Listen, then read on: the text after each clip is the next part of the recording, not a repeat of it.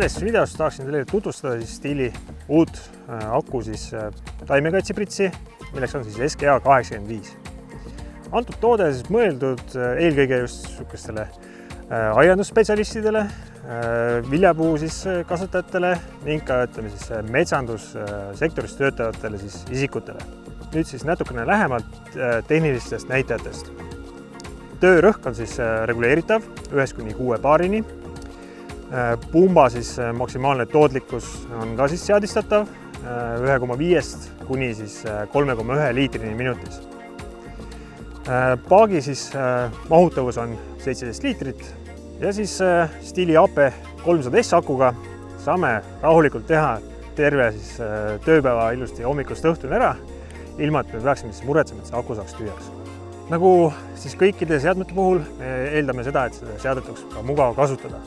Selle jaoks on Stiilil välja töötatud erinevad rakmed, et koormust jaotada õlgade peale võrdsemalt laiali ning ka lisavarustusena on võimalik soetada juurde ka puusavöö, et viia see seadme raskus veelgi enam puusade peale, et vähendada seda koormust õlgadele.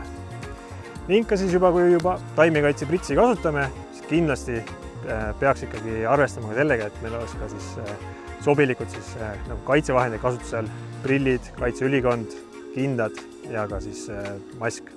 Sobiva töörõhu reguleerimiseks on meil kaks asja, mida me peame tegema. Esmalt jälgima muidugi survet, mis meil on püstoli peal, ning juba täpsema surve reguleerimiseks saame oma vasaku käega keerata pöördnupust täpse surve paika, mida seade hoiab pidevalt. Hetkel teeme küll lädispritsimist puhta veega.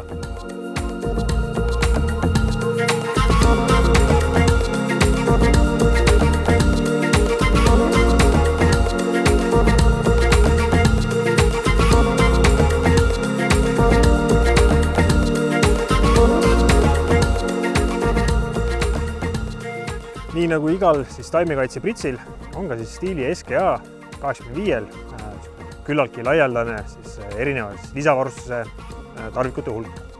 Alustades erinevatest tüüsidest, lehvikukujudest, samuti on olemas ka konustega lehviktüüsid ning ka teleskoop vars kõrgemate taimede pritsimiseks.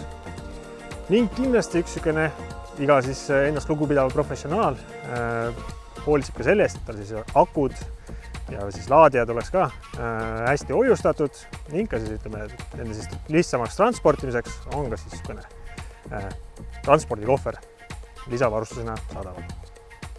Ja enam midagi muud lisada polegi, kui et jõudu tööle!